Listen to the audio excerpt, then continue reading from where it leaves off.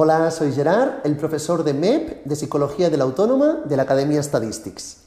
Antes de empezar el curso como tal, os quería comentar un par de aspectos sobre el funcionamiento del mismo.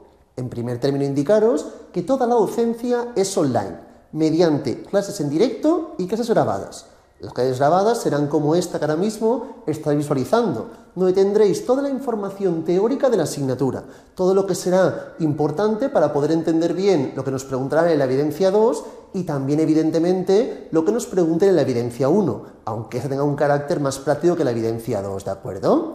Además de ello, también tendremos, como ya os decía, las clases en directo. En ellas, básicamente, resolveremos todas vuestras dudas que os hayan surgido al mirar los vídeos o algún ejercicio de clase, lo que tengáis dudas, y además nos centraremos en la resolución de exámenes de los últimos años, para que podamos entender bien todo lo que nos pregunten en el examen de este año.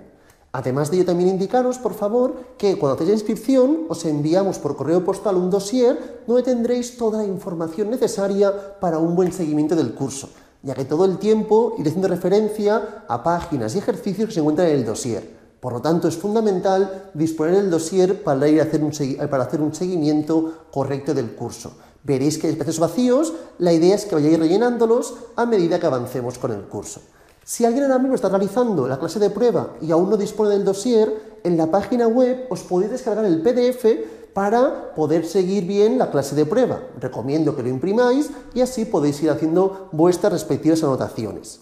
Y ahora ya sí, para finalizar, antes del inicio del curso, comentaros que el mismo día del inicio del curso creamos un grupo de WhatsApp formado por todos los alumnos y por el profesor, en este caso yo mismo, que me encargaré de responderos todas vuestras dudas que tengáis. Dudas acerca del funcionamiento del curso, dudas acerca de temario, lo que sea, cualquier duda que tengáis, por ahí se podrá consultar, ¿de acuerdo? Entonces, siempre que tenéis cualquier duda, tendréis las dos vías para poder preguntarnos, ya sea en el grupo de WhatsApp o, si preferís, os podéis esperar y preguntar en las clases en directo. Una vez dicho esto, empezamos ya con el curso como tal.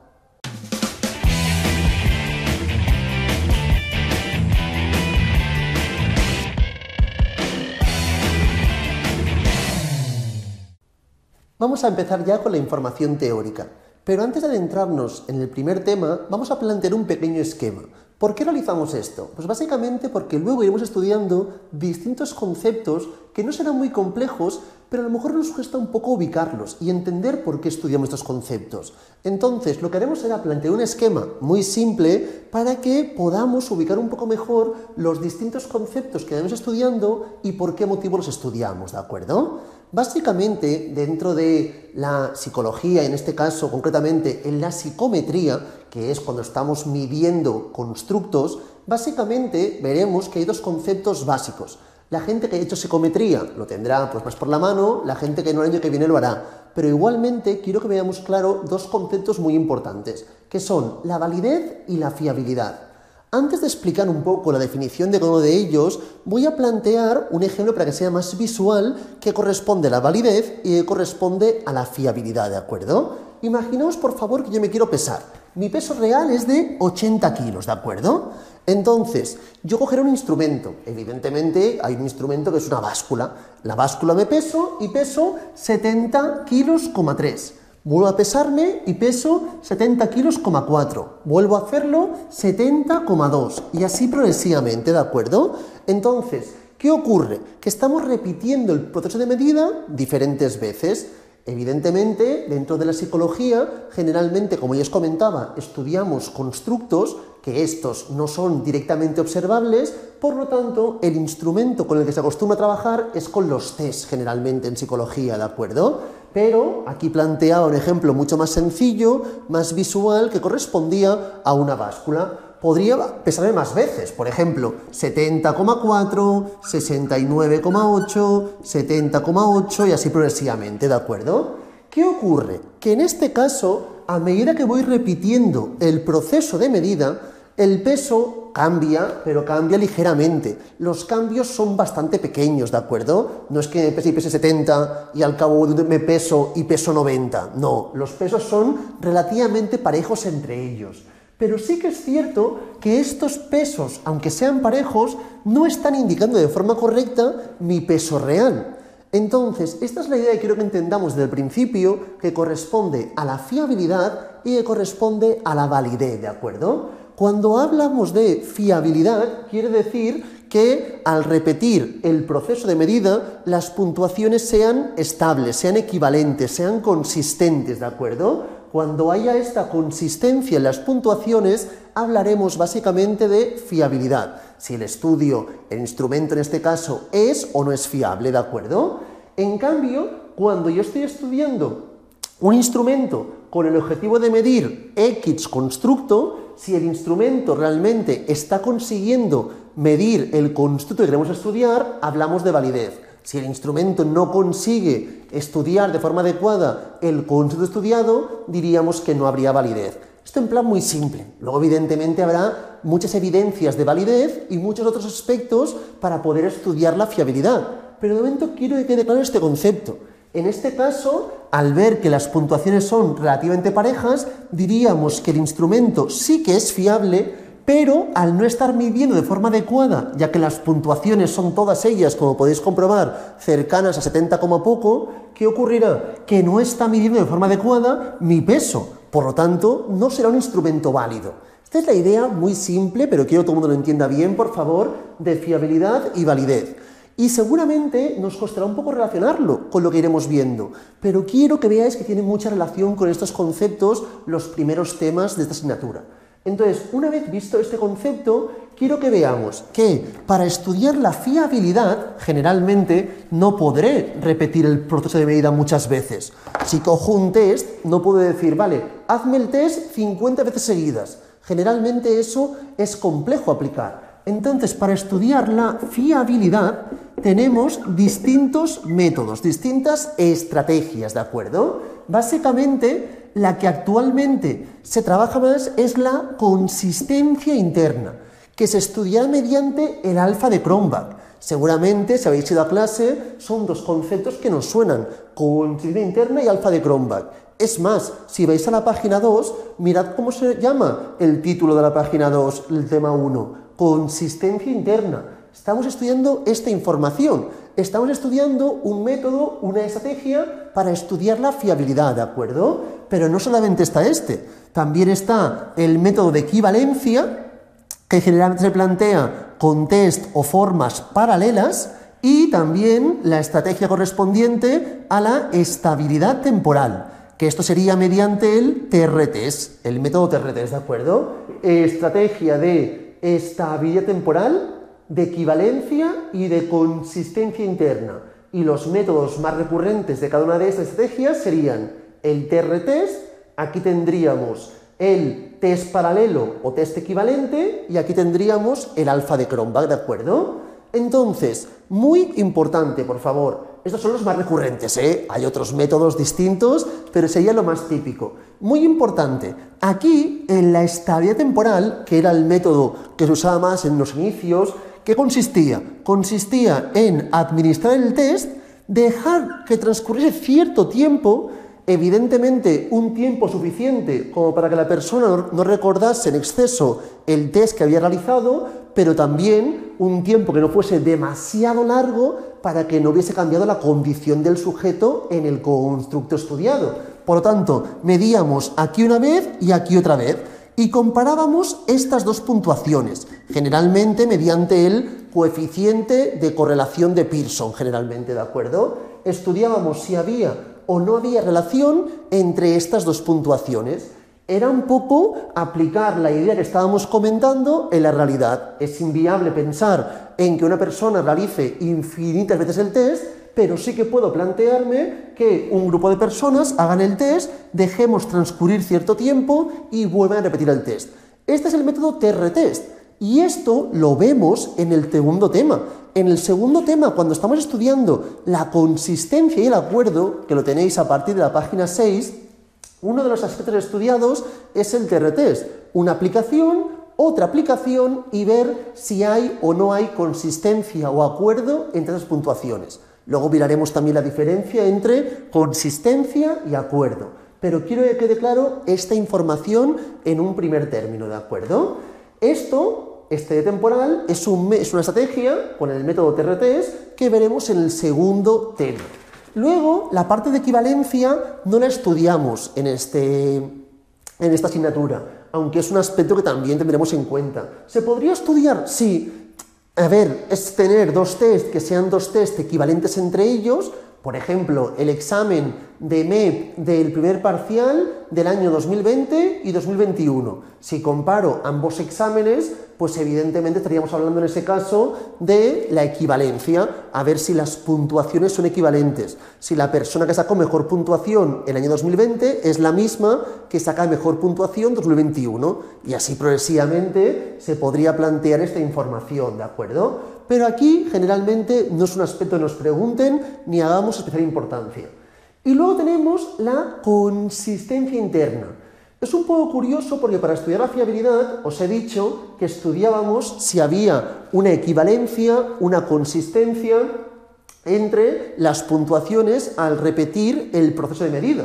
En cambio, en la consistencia interna realizamos el test una sola vez. Realizando el test una sola vez voy a estudiar la fiabilidad. ¿Y cómo lo hacemos eso? Pues muy sencillo. En principio y en final los test estarán formados por un conjunto de ítems, ¿de acuerdo?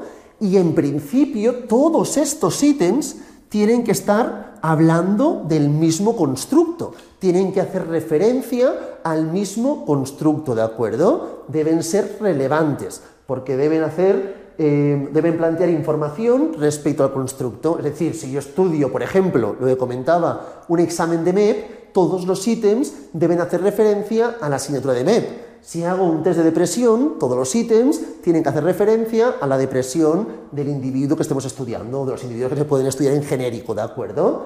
Entonces, ¿qué quiero decir? Que todos los ítems tienen que hacer referencia al mismo constructo. Por lo tanto, podemos hablar de mini test. Cada ítem será como un test. Entonces, si hablamos de un examen de matemáticas, para que sea más simple, ¿de acuerdo? Las personas que sacan mejor puntuación en el ítem 1 deben ser las mismas que sacan mejor puntuación en todos y cada uno de los ítems. Si eso no ocurriese, si por ejemplo las personas que sacan mejor puntuación en el ítem 1 son las que sacan peor en el ítem 7, por ejemplo, sería un poco incongruente, no tendría mucho sentido. Una cosa es que una persona pueda sacar mejor o peor en un ítem, pero el grupo que mejor puntuación saca debería sacar igual mejor puntuación en todos y cada uno de los ítems, ¿de acuerdo? Esto es un poco la idea que estudiamos a partir de la consistencia interna, de ahí el nombre, si es consistente internamente, y analizamos cada ítem como si estuviésemos trabajando con un test. Entonces tenemos tantos test, entre comillas, como ítems dispongamos. Esta es la información que estudiaremos mediante la consistencia interna, es decir, que estaremos estudiando la fiabilidad cuando hagamos referencia al alfa de Cronbach. Entonces, a partir de esta información tenemos los tres métodos aquí planteados para estudiar la fiabilidad. Consistencia interna, básicamente el tema 1 habla exclusivamente de esta información, que es actualmente el método más recurrente. Luego también podremos ver que se estudia la fiabilidad entre observadores, por ejemplo, cuando estemos registrando si alguien está enfermo o está sano. Entonces, ahí no será tan numérico como en este caso. Aquí hablaba básicamente de puntuaciones numéricas. Pero si yo estoy hablando, por ejemplo, de diagnosticar si una persona es sana o es enferma, únicamente ello, sano o enfermo, ¿qué podríamos plantearnos en este caso? Una variable categórica. Y ahí tendríamos otros métodos de fiabilidad que también estudiaremos en el tema 2. ¿No es eso una capa de Cohen, por ejemplo? Otros indicadores que iremos analizando que estudiarán también la fiabilidad, pero cuando trabajemos con variables categóricas, no cuando trabajemos con variables cuantitativas. También explicaremos eso, hablaremos de ello, aunque lo más recurrente será trabajar prácticamente siempre con variables cuantitativas. Y luego tenemos el concepto de validez. Repito, fiabilidad y validez, seguramente los dos conceptos más importantes dentro de la psicometría. Cuando hablamos de validez, estudiaremos distintas evidencias de la validez, ¿de acuerdo? Entonces, si yo hablaré de validez de forma unitaria, pero a partir de estudiar distintas evidencias de la validez que me van a aportar un mayor grado o menor grado de validez del instrumento estudiado. Es decir, si yo, por ejemplo, tenemos, no me importa mucho ahora mismo esto, pero para que tengamos un segundo, el concepto correspondiente. Hay evidencias del contenido, ¿de acuerdo? Cuando hablo de evidencias del contenido, básicamente hago referencia a que los ítems sean relevantes y representativos.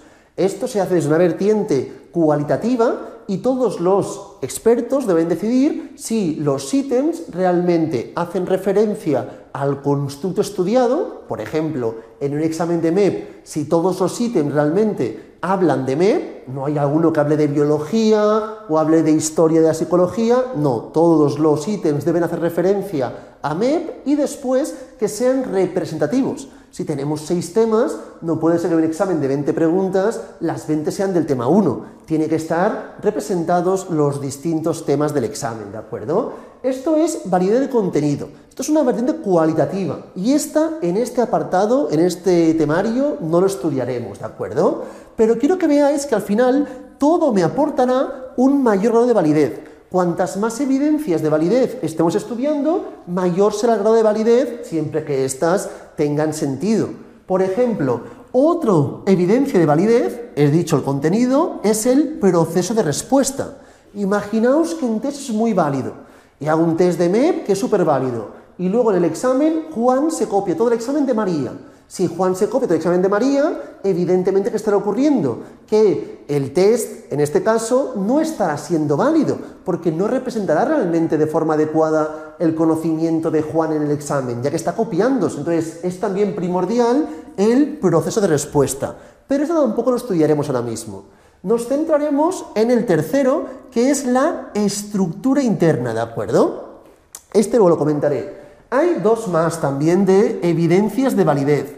Tenemos la evidencia de validez que está relacionada, en este caso, evidencia de validez de la relación con otras variables y evidencias de validez consecuenciales, ¿de acuerdo? Estas 2 ahora mismo no las voy a comentar, pero quiero que veamos claro que hay distintas evidencias de la validez. Y en este caso nos centramos estrictamente en esta de aquí, en la estructura interna. Estudiaremos cuál es la estructura interna del test, cuántos factores pueden formar el test, es decir, en cuántos factores podemos agrupar los distintos ítems, y todo esto lo veremos a partir de los temas 3, 4 y 5. En el 6 también estudiaré esto, pero desde una vertiente más cualitativa. Básicamente, en los temas 3, 4 y 5 estudiaremos la información de estructura interna cuando hablamos de análisis factoriales exploratorios, el análisis de componentes principales. En el tema 6 comentaremos este análisis con el confirmatorio, ¿de acuerdo? Y miraremos las diferencias. Igualmente, no quería tampoco adentrarme mucho en conceptos muy teóricos. Básicamente lo que quería era plantear un pequeño esquema muy sencillo para visualizar dónde nos encontramos en cada momento, ¿de acuerdo? Entonces, básicamente, el tema 1 y el tema 2 harán referencia a conceptos que están relacionados con la fiabilidad. El tema 1 solamente a la consistencia interna, que ya veremos que es un indicador de fiabilidad que trabajamos cuando sean variables cuantitativas, y luego veremos también en el segundo tema la estabilidad temporal con el TRTs, que también será para variables cuantitativas, y luego también miraremos otros indicadores, como pueden ser, por ejemplo, capa de Cohen, que es para variables qualis. Y a partir del tema 3 nos adentramos ya en el concepto de validez, centrándonos en las evidencias basadas en la estructura interna, ¿de acuerdo? Evidencias de validez basadas en la estructura interna. Entonces, una vez dicho esto, ahora ya sí, nos podemos ir adentrando en los diferentes conceptos. Os lo comentaba al principio de la clase. Veréis que estos conceptos no son nada complejos. Muchos de ellos ya los conocemos, pero sí que a veces nos cuesta entender, ubicarlos dentro del motivo por el cual estamos estudiando estos conceptos. A veces tenemos, vale, yo entiendo que es alfa de Cronbach, pero ¿para qué me sirve? ¿De acuerdo? Entonces, en este sentido, que tengamos claro el esquema de fiabilidad y validez y por qué motivo aplicamos, estudiamos estos conceptos. En primer término, para poder estudiar bien el alfa de Cronbach, que es el indicador, el método por excelencia dentro de la consistencia interna, vamos a mirar un seguido de conceptos que ya estudiamos también en análisis de datos y que hacen referencia a la relación entre variables cuantitativas. Aquí os lo pone, página 2, parte superior, relación entre dos variables cuantitativas. Y disponemos de la covarianza, ¿de acuerdo? Y también disponemos del coeficiente de correlación de Pearson. Covarianza es una S subíndice XY, o covarianza entre paréntesis XY, y la correlación de Pearson es una R, no sé si se ve muy bien, pero una R subíndice XY, ¿de acuerdo? Ambos indicadores nos indican la asociación entre dos variables cuantitativas. Pero este de aquí, la covarianza, es un indicador, un índice no estandarizado, ¿de acuerdo? Es decir, este índice tendrá unidad de medida. Es un indicador dimensional. Tiene unidad de medida, es dimensional. Entonces, solamente nos indica si hay o no hay relación y en el supuesto que haya relación, si esta es positiva o es negativa. Porque la covarianza y el coeficiente de correlación se estudian o nos plantean, nos indican información de relación lineal entre dos variables cuantitativas. Hay muchos tipos de relaciones parabólicas, curvilíneas, muchos tipos, logarítmicas, exponenciales. En vuestro caso estudiáis generalmente, prácticamente siempre, únicamente, relaciones lineales, ¿de acuerdo? Siempre estudiaremos prácticamente relaciones lineales. Entonces, repito, la covarianza, indicador no estandarizado porque, repito, tiene unidad de medida. Sí que tiene unidad de medida. La covarianza nos indica si hay o no hay relación. Si el valor fuese 0 de la covarianza, indica que no hay relación. Si es diferente de 0, por lo tanto, sí que habría relación, ¿de acuerdo? Y cuando hay relación, puedo decir si la relación es directa o positiva, es decir, cuando aumenta una variable, también aumenta la otra, o puedo decir que la relación es inversa o negativa, es decir, cuando aumenta una variable, la otra disminuye. Relación directa o positiva, relación inversa o negativa. Evidentemente, cuando la covarianza sea mayor a 0, diremos que la relación es positiva. Si la covarianza fuese menor a 0, diríamos que es relación, en este caso, negativa, ¿de acuerdo? Si fuese 0, podríamos indicar que no hay relación, por lo tanto, la relación es nula. A partir de esta información, repito, al tener unidad de medida, no podré comparar entre distintos índices de covarianza. ¿Por qué? Porque tendrán diferente unidad de medida y no se puede comparar, no puedo saber cuál tiene más o menos relación. Por ejemplo, si yo tengo en este caso una covarianza entre estas dos variables que tiene un valor, me lo invento ahora mismo para hacer el ejemplo, de 74 y esta covarianza tiene un valor de menos 108, en valor absoluto este es mayor. Pero yo no puedo decir que sea más intenso, porque, repito, depende de aspectos como en este caso su unidad de medida, aunque aquí no haya planteado, pero básicamente no es un indicador estandarizado. Por lo tanto, no se puede comparar mediante esta información donde hay una relación más intensa. Para ello, lo fundamental será trabajar con el coeficiente de correlación de Pearson. Este indicador sí que es adimensional. Es decir, no tendrá unidad de medida. Realmente, para buscar el coeficiente de correlación de Pearson, planteamos esta fórmula, que es la covarianza entre las desviaciones estándar de una variable por la desviación estándar de la otra variable. Por lo tanto, nos quedará en este caso que no hay unidad de medida, es adimensional, ¿de acuerdo? Coeficiente de correlación de Pearson es adimensional, por lo tanto se convierte en un índice estandarizado. Este índice fluctúa entre -1 y 1. Así como aquí no os he indicado cuáles serán los extremos, porque realmente por poder puede fluctuar desde más hasta menos infinito. En cambio, el coeficiente de correlación de Pearson sí que está acotado, fluctúa siempre entre -1 y 1, ¿de acuerdo? Entonces, si esto fuese 0, es innegable que esto conlleva o querría decir que la covarianza es 0. 0 entre cualquier valor será 0.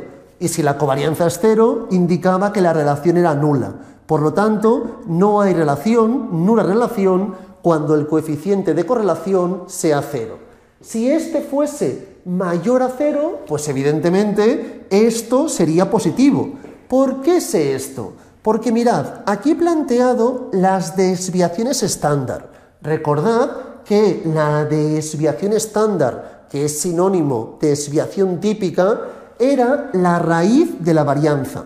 Si yo tenía una varianza, que era la s al cuadrado, y hacíamos la raíz, obteníamos la desviación estándar, si recordáis, ¿de acuerdo? La raíz de la varianza es la desviación estándar o típica, son sinónimos. Entonces, la varianza, si recordáis, estaba trabajado siempre desde un valor que fuese desde 0 hasta infinito. La varianza nunca podía ser negativa, siempre iba de 0 a infinito. Por lo tanto, la raíz de un número positivo siempre será positivo. Es decir, este de aquí será 0 hacia infinito y este también será de 0 a infinito. Por lo tanto, el denominador nunca puede ser negativo, es imposible. Si os diese negativo, algo hacéis mal. Y el numerador sí que puede ser positivo o negativo. Entonces, si este valor del coeficiente de correlación es positivo, es indudable que la covarianza debe ser positiva. Por lo tanto, si el coeficiente de correlación de Pearson es positivo, no hay duda que estamos trabajando con una relación positiva. En cambio, si fuese negativo, no habría duda que la covarianza sería negativa y estaríamos hablando de relación negativa. Esto si fuese negativo el coeficiente de correlación de Pearson. Pero en este caso, a diferencia de la covarianza, sí que puedo comparar entre qué pareja de variables hay más o menos intensidad. ¿Por qué lo puedo comparar? Porque en este caso tiene unos límites, está acotado. Cuanto más se acerque a 1 o a -1, es decir, a 1 en valor absoluto, más intensa es la relación. Cuanto más se acerque a 1 en valor absoluto, es decir, 1 o -1, más intensa será la relación. En este caso, por ejemplo, me lo invento, si plantease que el coeficiente de correlación es 0,74 y aquí plantease que el coeficiente de correlación es menos 0,81, por ejemplo, ¿qué podría decir? Que esta pareja de variables tiene una relación más intensa que esta de aquí. ¿Por qué es más intensa? Pues porque el coeficiente de correlación se acerca más a 1 en valor absoluto. Por lo tanto, aquí diríamos que la relación es más intensa que en este otro caso, ¿de acuerdo? En cambio, si comentábamos a partir de covarianzas, eso no se podía estudiar. Una vez tenemos esta información, se podría plantear también el coeficiente de determinación, ¿de acuerdo? Esto ahora mismo no lo trabajaremos mucho, pero ya que estamos os lo comento, por si en algún momento os lo preguntasen. Si esto, por ejemplo, es 0,8, y aquí tenemos dos variables, evidentemente, variable X, que por ejemplo son horas de estudio, y variable Y, que son las notas, si yo cojo el coeficiente de correlación de Pearson y lo elevo al cuadrado, tendremos R cuadrado. R cuadrado es el coeficiente de determinación. Generalmente se multiplica por 100, es decir, 0,8 al cuadrado, 0,64 por 100, 64%. ¿Qué nos indica esto? Nos indica el porcentaje de la variabilidad de la variable dependiente que viene explicado por la variable independiente. Es decir, las notas tienen cierta variabilidad. Habrá gente con un 8, gente con un 2, gente con un 5, y esta variabilidad de las notas viene provocada por distintas variables. Entre ellas, en este caso estoy estudiando, las horas de estudio. y yo puedo mirar qué porcentaje de esta variabilidad viene provocado por esta otra variable. ¿Y qué diríamos? Que sería el 64% de esta variabilidad, de la variable notas, viene explicado por la variable horas de estudio. Evidentemente hay un 36% restante que viene explicado por otras variables, como puede ser la asistencia a clase, si trabajan o no trabajan, cargas familiares, la inteligencia, lo que sea, 1000 aspectos más que pueden influir, ¿verdad? Pero esto sería el coeficiente de determinación. Igualmente, volviendo a donde estábamos, con los coeficientes de correlación y covarianza, también nos pueden plantear las matrices. La matriz de covarianza y la matriz de correlación, ¿de acuerdo?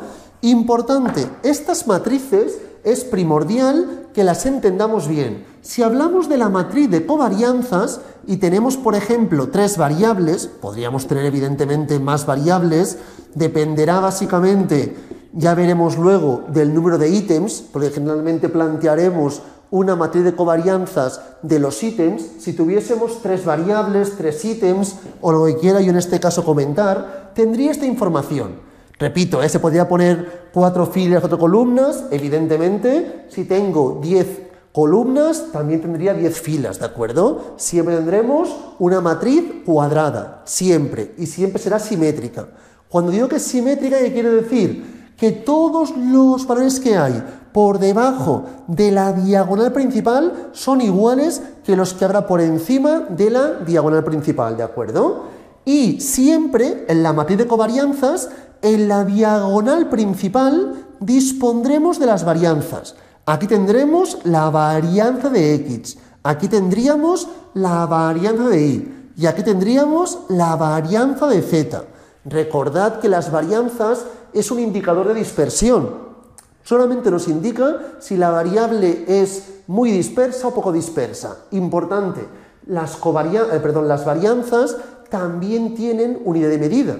No me sirve para comparar cuál es más o menos dispersa generalmente, ¿de acuerdo? Se podría llegar a hacer si fuesen variables entre ellas muy parejas, si hablamos de ítems con valores entre ellos muy parejos, ¿de acuerdo? Ahí sí que se podría estudiar a partir de la desviación estándar o la varianza. Si no, generalmente lo que hacíamos, si recordáis, esto es de Medity, trabajábamos con el coeficiente de variación, que era la información correspondiente a la desviación entre la media y se podía multiplicar por 100. Pero no me importa eso ahora mismo, ¿de acuerdo? Aquí tenemos las varianzas y fuera de la diagonal principal tenemos las covarianzas.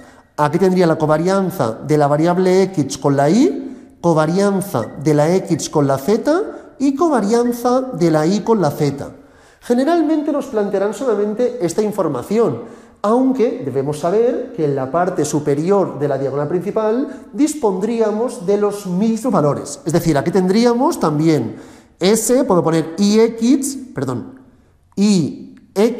pero que es lo mismo que SXY. Esta información es la misma que esta, exactamente lo mismo, ¿de acuerdo? Me es indiferente cómo lo planteemos, pero esto de aquí es lo mismo. Voy a plantear en este caso XY y XY para que no haya ninguna confusión, ¿de acuerdo? Es exactamente la misma información. Aquí tendríamos SXZ y aquí tendríamos SZX, por ejemplo, ¿de acuerdo? Fila, columna. Entonces, en este caso, tendríamos exactamente lo mismo. Puedo plantear directamente XZ y ya está, ¿de acuerdo? Este de aquí sería el mismo que este de aquí. Y por último tendríamos aquí ZY y aquí SYZ, pero que sería exactamente lo mismo, por lo tanto puedo plantear directamente YZ, y aquí lo planteo con un triángulo, con un trapecio, por ejemplo, ¿de acuerdo? ¿Sí? Entonces tenemos esto es lo mismo, esto sería lo mismo, y también esta parte sería la misma. Para que lo veamos todo el mundo, por favor, en la página 2, parte central, tenemos un ejemplo. Son unas tablas extraídas del Stata y tenemos 2 matrices. La primera, leedlo bien, os pone correlate. Si pone correlate, ya pensamos en una correlación, pero al final os pone covariance. Cuando ponga covariance, evidentemente son matriz de covarianzas, ¿de acuerdo? Y mirad, tenemos en este caso 5 ítems. tenemos un test con los ítems que sean, pero aquí me han planteado solamente 5 ítems. El BDI 1, BDI 2, BDI 8, el 10 y el 15. Si os fijáis, en la diagonal principal tenemos en este caso cada una de las varianzas. Si comparamos la varianza del grupo del ítem 1 es 1,57494 y la varianza del ítem 2, como podéis comprobar, es 1,61 progresivamente, ¿de acuerdo? Aquí tenemos todas y cada una de las varianzas. Si me preguntasen, por ejemplo, la desviación del primer ítem, desviación de BDI1, ¿cómo sería? Sería la raíz de 1,57. ¿Por qué? Porque si eso es la varianza, la raíz de la varianza nos da la desviación estándar, ¿de acuerdo? Y así encontraríamos todas y cada una de las varianzas y sus correspondientes desviaciones típicas o estándar. Y luego tenemos las covarianzas. Mirad, entre el ítem 1 y el ítem 2, la covarianza es 0,46 prácticamente, que es exactamente el mismo valor que aparecería aquí, 0,46. Aunque aquí no lo veamos, sabemos que es el mismo valor, ¿de acuerdo? Completamente el mismo. Entre el ítem 1 y el ítem 3 vemos que es 1,28 prácticamente. 1,276, que sería el mismo que iría aquí, 1,28, ¿de acuerdo? Y luego también podríamos comparar el 2 con el 3. Si os fijáis, el 2 con el 3 sería 0,254. Más o menos planteamos 0,25. Aquí, así es como se plantea la matriz de covarianzas. Todo esto nos lo darán. Pero si nos dijesen, a partir de esta tabla, ¿entre qué pareja de variables hay más relación? No puedo saberlo. Puedo saber que todas las relaciones son positivas en este caso, pero no puedo saber entre cuáles hay más relación, ¿de acuerdo? Para saber entre cuál hay más relación, tendría que fijarme en el indicador estandarizado, que es el coeficiente de correlación de Pearson, que es la tabla que tenemos justo debajo, donde pone correlate. Entonces, la matriz de correlaciones, importante, tenéis en el comando correlate, pero no pone al final covariance, ¿de acuerdo? No pone covariance al final. Entonces, vigilad mucho eso. A partir de aquí, si trabajásemos solamente con 3 variables, como en el ejemplo que planteaba anteriormente, si tuviésemos solamente 3 variables, tendríamos lo siguiente. Mirad, por favor. Tendríamos, en primer término, en la diagonal principal serían todo unos. ¿Por qué serán todo unos? Porque estaré comparando la x con la x, misma variable con misma variable. Entonces, evidentemente, la relación será perfecta, ¿de acuerdo? Entonces, siempre, igual que ocurría en la matriz de covarianzas, dispondremos de una matriz cuadrada. Si tenemos 8 filas, tendremos 8 columnas, y también simétrica.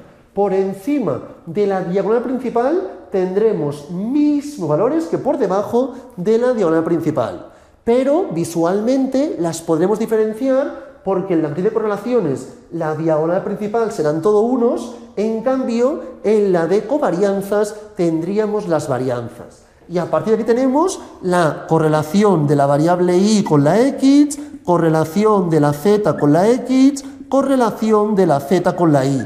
Y así progresivamente. Aquí tendríamos lo mismo. Correlación de ix, misma información. Este equivale a este. Este equivale a este. Y este equivale a este. Por eso no os aparece directamente. Porque sería repetir la misma información. En este caso, si estudiamos la correlación de Pearson, que sabemos que fluctúa entre -1 y 1 del ítem 1 con el ítem 2, vemos que la correlación es 0,29 prácticamente. Os pone 0,2884. Entre el ítem 1 y el ítem 3, vemos que la correlación es 0,7820, ¿de acuerdo? Pongo 0,78. Y entre el 1 y el 8, no se había comentado, x y z sería entre el 1 y el 8. Entre 1 y 8, correlación 0,78. Y entre el 2 y el 8 sería 0,15. Así vemos las diferentes correlaciones. que las podría también plantear aquí arriba, ya que sabemos que es simétrico. Aquí 0,78 y aquí 0,15. Pero en este caso, en esta tabla que estoy trabajando ahora mismo, si me preguntasen entre qué pareja de variables existe la relación más intensa, aquí sí que podría decirlo. ¿Entre qué pareja de variables existe la relación más intensa? Es aquella que se acerque en mayor medida a 1 en valor absoluto. Como podéis comprobar, aquí todas las correlaciones son positivas y la más elevada, sin duda, es la que hay entre ítems 1 y 15. Entre ítem 1 y 15 es donde hay la relación más intensa, ya que la correlación de Pearson valdría 0,8147.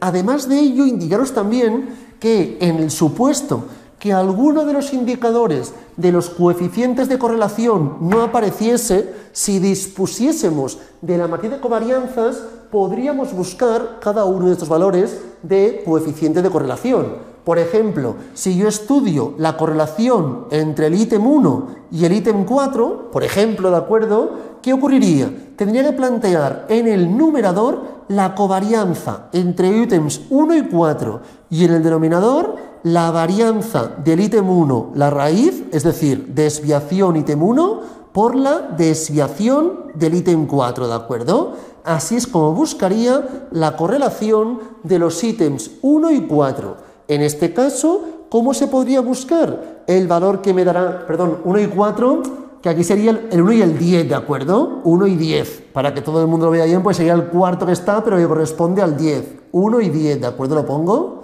1 y 10. Si hacemos esta información, sabemos que la correlación de los ítems 1 y 10 es de 0,1226, ¿de acuerdo? La covarianza entre ítems 1 y 10 es 0,07389.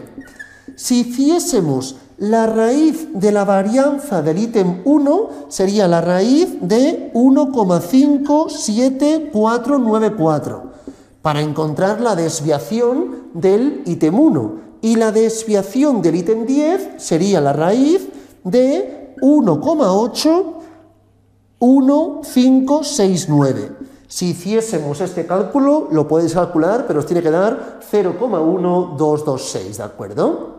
Una vez tenemos esto, hemos mirado la información correspondiente a las relaciones con coeficiente de correlación y covarianza, y básicamente esto nos servirá ¿para qué? Lo he comentado al principio de la clase. Os comentaba que el primer tema sirve para estudiar si los ítems entre ellos están o no están relacionados. Entonces, cuanta más relación hay entre los ítems, mayor consistencia interna habrá y por lo tanto se puede entender que la fiabilidad será mayor. Para ello, básicamente, quiero que veamos la parte inferior de la página 2, donde os plantean consistencia interna y os pone fiabilidad, básicamente porque es un método, una estrategia para estudiar la fiabilidad. Y dice, tenemos 3 puntos. Primer punto, se puede definir como la concordancia, es decir, la consistencia interna se puede definir como la concordancia o la coherencia entre las puntuaciones de las personas evaluadas en distintas partes del test. Si hay coherencia, si hay concordancia en las distintas partes del test, en las puntuaciones obtenidas de los individuos, ¿de acuerdo? Segundo punto, indicar, como ya sabemos, que es una estrategia para estudiar la fiabilidad, es decir, es equivalente a la fiabilidad y nos cuantifica el grado en el que los diferentes subconjuntos de ítems de un test covarían o correlacionan entre sí. Nos indica, repito, nos cuantifica el grado en el que los diferentes partes del ítem covarían o correlacionan entre sí, ¿de acuerdo? Y por último, para finalizar esta parte, punto 3, indicaros que habitualmente se estudia a partir de las interrelaciones entre todos los ítems del test, es decir, la consistencia interna global. Lo más recurrente es estudiar de todos los ítems. Luego ya veremos si se puede estudiar solamente los ítems que conllevan o comportan un factor, pero lo más recurrente es estudiar todos los ítems del test. Y esto se estudiará generalmente a partir del alfa de Cronbach. El alfa de Cronbach será el indicador a partir del cual estudiaremos la consistencia interna. Esto lo podemos ver ya, por favor, en la página 3 del dossier.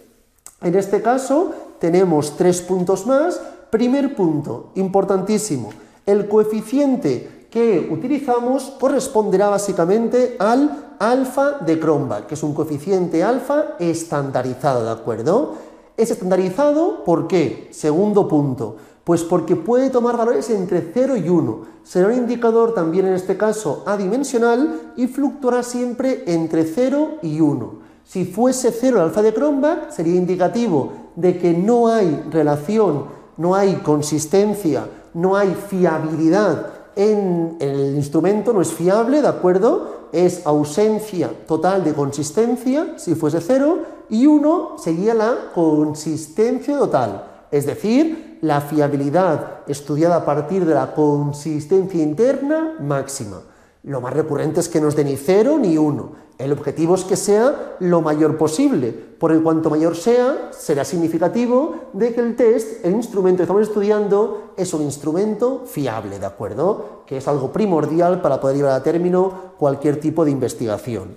Y luego también indicar, que aquí os lo pone en el tercer punto, que a veces en el mismo cuestionario se presentan ítems redactados en sentido opuesto. Esto seguramente lo habéis visto en las prácticas ya, que es cuando consiste en recodificar. ¿Qué ocurre? Que muchas veces en muchos test, sobre todo test que hablan o hacen referencia al rendimiento típico de los sujetos, se plantean ítems en sentido opuesto. ¿Por qué se plantea esto? Pues porque muchas veces la gente responde sin pensar a veces y dice, vale, las preguntas son sobre mi agresividad. Y si la primera pregunta es, marque del 1 al 5 cuántas ganas tienes de pegar a cualquier persona cuando te insultan por la calle, 5 siendo máximo y 1 siendo nada. Entonces, ¿qué ocurre? Vas a pensar, vale, yo no quiero parecer agresivo, pues marco un 2, por ejemplo. Si empiezo a marcar todo unos y doses para no parecer agresivo y me cambian alguno de los ítems y yo ya ni lo leo, pues está ahí tan metido en el mood de responder siempre la información correspondiente a los ítems, a las puntuaciones pequeñas para no parecer agresivo, ¿qué puede ocurrir? Que en ese sentido yo vea que esa persona está respondiendo sin mostrar interés suficiente. Entonces, muchas veces se plantean ítems opuestos para que no ocurra esto, para poder demostrar si alguien responde sin estar atento a las preguntas correspondientes a los ítems planteados.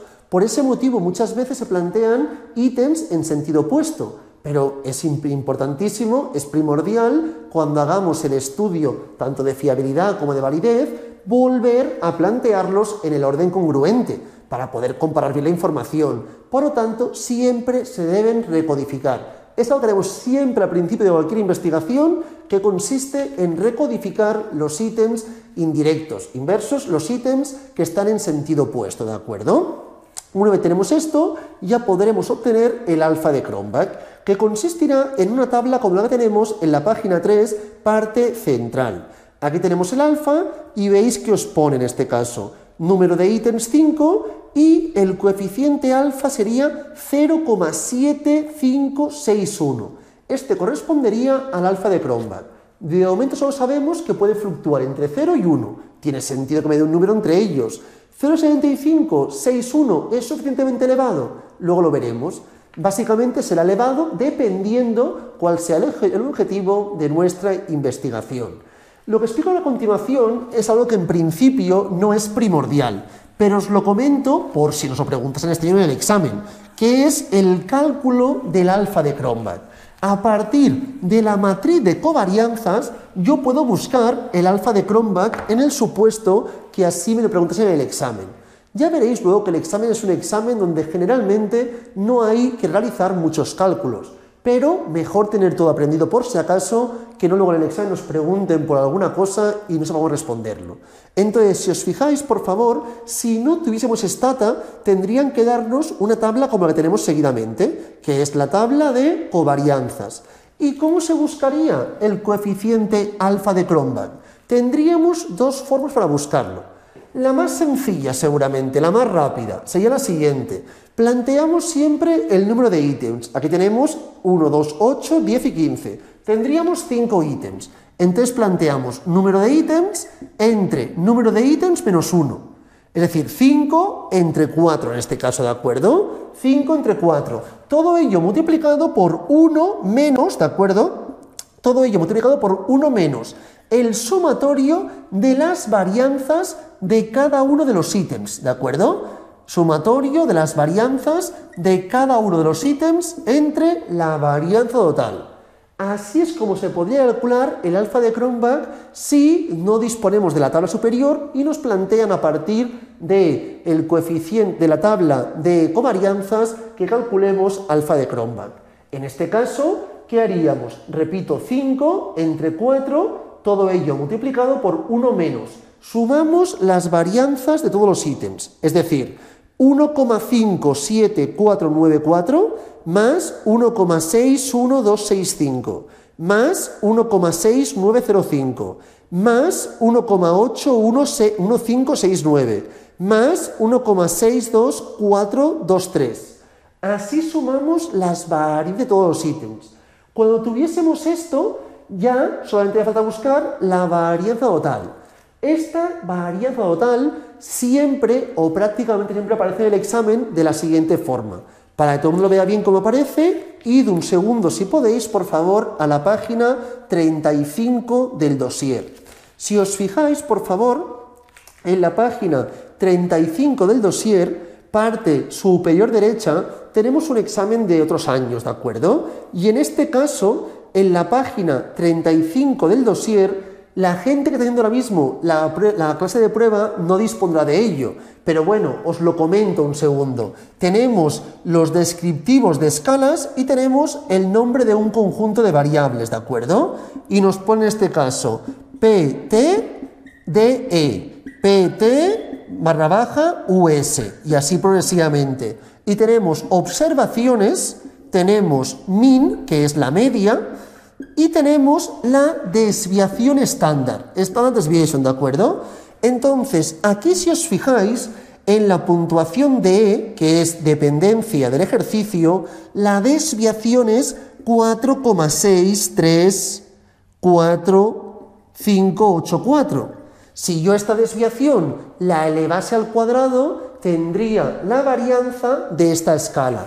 Si fuésemos bajado, también tenemos la puntuación total, que la puntuación total, en este caso, si os fijáis, tenemos que la desviación estándar tiene un valor de 10,6349. Esta desviación estándar, si la elevase al cuadrado, tendría la varianza. ¿Por qué os digo esto?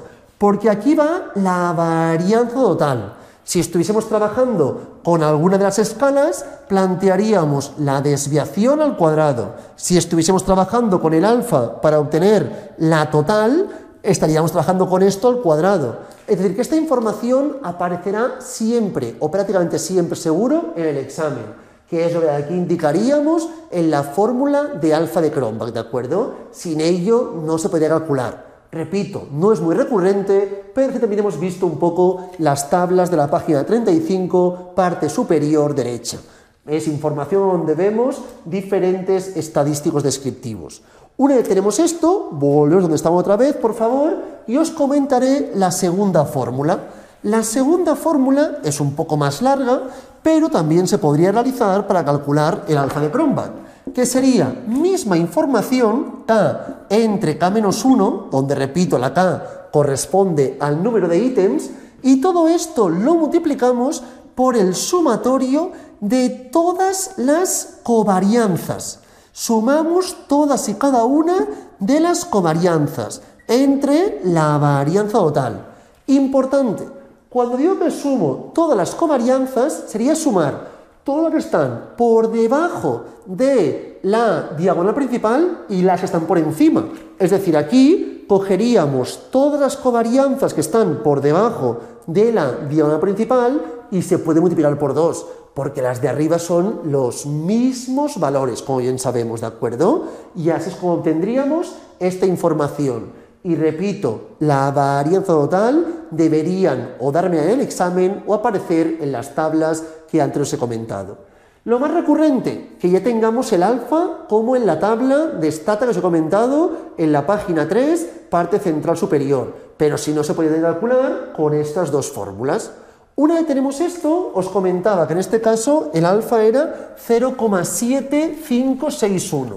Un valor como este es indicativo ¿de qué? De que hay poca fiabilidad, la fiabilidad es elevada, es baja, para ello es suficiente, no es suficiente. Para ello, básicamente, quiero que nos fijemos en los criterios de Nunnally y Bernstein, que tenemos en la página 3, parte inferior. Nos dice, en fases iniciales, cuando estamos empezando a crear instrumento, ahí es necesario que alfa sea mayor o igual a 0,7. Por lo tanto, el instrumento, en este caso con el que estamos trabajando, sería suficiente para fases iniciales de la creación del instrumento. Pero si estamos haciendo investigación básica, ya no es suficiente, porque debería ser mayor o igual a 0,8. Y si el objetivo fuera hacer diagnóstico, selección de personal, certificación, ahí debería ser como mínimo 0,9. Por lo tanto, con el instrumento que he trabajado, únicamente tendríamos opciones de trabajar en fases iniciales de la creación del instrumento. Además, si os fijáis, un poco por encima de esta información, nos dice: el índice alfa depende básicamente de dos factores. Si miramos las fórmulas que planteábamos, número de ítems entre número de ítems menos 1. Entonces, ¿de qué depende alfa? Evidentemente depende del número de ítems. Y muy importante esto, a medida que vaya aumentando el número de ítems, cuantos más ítems tengamos, mayor será la fiabilidad. Esto ocurre siempre, ¿de acuerdo? Cuantos más ítems, mayor fiabilidad. Siempre y cuando, evidentemente, sean ítems equivalentes. Pero si hablamos de los ítems que son equivalentes, cuanto más mayor sea el número de ítems, mayor será la fiabilidad. Pensar fríamente, por ejemplo, ¿de acuerdo? Un examen de MEP. En un examen de MEP, o de cualquier otra cosa, pero hablamos de MEP, si yo os hago un examen con solamente 2 preguntas, imaginaos que hay 10 temas, y son 2 preguntas, cada una de un tema. Si yo estudio 9 temas, y justo los 9 temas me los sé muy bien, y los responderé seguro bien, pero una de las 2 preguntas es del tema que no me he estudiado, mi máximo es un 5. Si fuesen 20 preguntas, ¿qué ocurriría? Que seguramente estaría estudiando muchos temas de los que he estudiado, estarían preguntándome por muchos temas de los que he estudiado. Generalmente, siempre, cuantos más ítems tengamos, es más fiable. ¿Por qué? Porque al repetir el proceso de medida, seguramente tendríamos puntuaciones más parejas, ¿de acuerdo? Básicamente. Y luego también depende de qué, pues evidentemente del grado de covarianza, del grado de asociación entre los ítems. Cuanto mayor sea la covarianza entre ítems, cuanto mayor sea la asociación entre ítems, mayor será, en este caso, el alfa de Cronbach.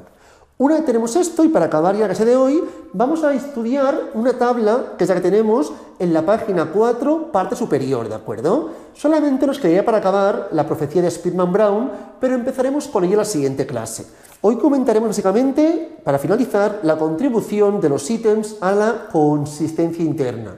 Cómo contribuyen, qué ítems contribuyen en mayor y en menor medida, ¿de acuerdo? Entonces tenemos indicadores inversos, indirectos, que quiere decir que cuanto más pequeños sean, más contribuyen. Un indicador es inverso porque cuanto más pequeño es, quiere decir que más está contribuyendo a la consistencia interna. Y luego tenemos los directos, que es la idea contraria. Cuanto mayor sea, más contribuye, ¿de acuerdo? Esto nos puede dar a confusión. Evidentemente, la segunda parte no. Más alto, más contribuye. Pero lo primero, eso nos puede guiar un poco más. Vamos a mirar la información con los mismos ítems que tenemos en la página 4, parte central superior, ¿de acuerdo? Aquí tenemos 5 ítems, si os fijáis, y tenemos la siguiente información. Tenemos la columna OBS, número de observaciones, signo correspondiente, ítem test correlation e ítem rest correlation, ¿de acuerdo? El promedio de covarianza entre ítems y el alfa. Empezaremos por el inverso, que es el alfa y es el primordial. Seguramente, sabiendo bien la columna alfa, sería más que suficiente, ¿de acuerdo? En este caso, alfa, la información que tenemos en la página 3, os dice, parte inferior, alfa de Cronbach si se elimina el elemento. ¿Qué quiere decir? Que estaremos estudiando el alfa de Cronbach que habría si ese elemento, en este caso, si ese ítem no estuviese, ¿de acuerdo? Si tenemos, por ejemplo, 5 ítems, en este caso, con la información correspondiente a los 5 ítems, el alfa de Cronbach lo puedo mirar en la página 3 o también en la página 4, en la tabla que estamos mirando, pone test scores, la escala del test. Y en la última fila vemos que el alfa es 0,7561. Este es el alfa con los 5 ítems. Pero si os fijáis, en la primera fila vemos que el alfa vale 0,6410. ¿Todo el mundo lo ve esto? Este alfa, el 0,6410, es el alfa que habría si trabajásemos con, de los 5 ítems, eliminamos el ítem 1. Si el ítem 1 lo eliminamos y nos quedamos con el resto de ítems, el alfa sería 0,6410. ¿Qué quiere decir? Que al eliminar este ítem está disminuyendo el alfa, que es algo que se puede esperar porque sabemos que los ítems generalmente contribuyen positivamente. Cuanto más disminuya el alfa, ¿qué significará? Que este ítem más contribuye a la consistencia interna. Si os fijáis en este caso, cuando eliminamos qué ítem es cuando disminuye más el alfa, el 15. Cuando eliminamos el 15, el alfa pasa a ser 0,6295. Por lo tanto, podríamos indicar que el ítem 15 es el que más contribuye a la consistencia interna, porque al ser eliminado es el que comporta una disminución mayor del alfa de Cronbach.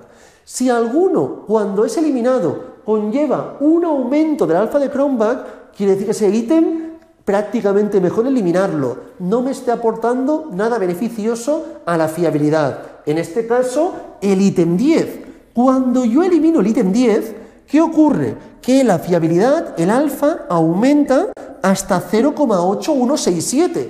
Me serviría hasta para investigación básica. Por lo tanto, si yo el ítem 10 lo elimino, la fiabilidad se ve aumentada de forma clara. Por lo tanto, me podría plantear, con el objetivo de aumentar la fiabilidad, eliminar el ítem 10. Por el contrario, ítem 15 es con diferencia el que más está contribuyendo a la consistencia interna. De ahí que digamos que es un indicador inverso. Cuanto más pequeño es, más contribuye a la consistencia interna. Luego también podríamos mirar los indicadores directos, el ítem test y el ítem rest. Importante, si tenemos 5 ítems, el ítem 1, el ítem 2, el ítem 8, el 10 y el 15, y aquí tenemos la puntuación total, ¿de acuerdo? Entonces, básicamente tenemos ítem test, que ítem test corresponde básicamente, en el ítem 1 estoy mirando, si tenemos aquí la persona 1, la 2, la 3, la 4, la 5, estoy comparando estas puntuaciones con las puntuaciones totales. Entonces, correlación ítem test es la correlación de Pearson de estas puntuaciones con estas. ¿Qué ocurre? Que en esta puntuación también, que es el total, se suman estas 5. Está incluida esta puntuación. Por lo tanto, estoy comparando esta puntuación con estas, que es el total, que también incluye esta. Por lo tanto, para corregirlo, para corregir este indicador, lo más adecuado es trabajar con el total sin incluir el ítem, sin incluir menos la inclusión del ítem, ¿de acuerdo? Es lo que hablamos de ítem rest. Estaría comparando el ítem 1 con todos sin el ítem 1, es decir, el total sin incluir el ítem 1. Eso tiene más sentido porque de esta forma estamos corrigiendo la posible influencia o la influencia segura que tiene en la puntuación total el ítem en cuestión. Por lo tanto, en ítem test compararía el 1 con el total, el 2 con el total, el 8 total, 10 total y 15 total. En cambio, en ítem con rest, donde pone rest, compararíamos el 1 con el resto, luego en la fila del 2, el 2 con el resto todos conjuntamente, luego en la fila del 8, el 8 con el resto conjuntamente y así progresivamente. Por ese motivo es más congruente analizar la columna ítem rest. Ítem rest, indicador directo, igual que ítem test, pero más adecuado, repito, ítem rest. Generalmente acostumbran a coincidir, es decir, el que tenga una alfa menor cuando es eliminado acostumbra a tener una correlación ítem rest mayor. Si os fijáis en este caso, la correlación ítem rest mayor corresponde al ítem 15, que es 0,7435. También a partir de esta fila podría mirar cuáles son los ítems que más contribuyen y menos. El que menos contribuye de forma clara es el ítem 10, cuya correlación es 0,2223, ¿de acuerdo? Pero si tengo que elegir entre ambas columnas, generalmente la idónea sería la columna del alfa de Cronbach. Esta tabla primordial entenderla. Entre lo que he comentado, que básicamente miraremos alfa, que es un indicador inverso, y también estudiaremos ítem rest, que es un indicador directo. Más puntuación de la correlación ítem rest nos indica mayor contribución a la fiabilidad, a la consistencia interna. Con esto finalizamos esta clase de prueba y ya en la siguiente clase nos adentraremos en la profecía de Spearman-Brown y empezaremos a trabajar ya toda la información de consistencia y acuerdo, el tema 2. Lo dejamos por aquí hoy y cualquier duda que tengáis, consulta, por favor, no dudéis en realizarla por el grupo de WhatsApp o si preferís en la clase en directo. Mucha suerte.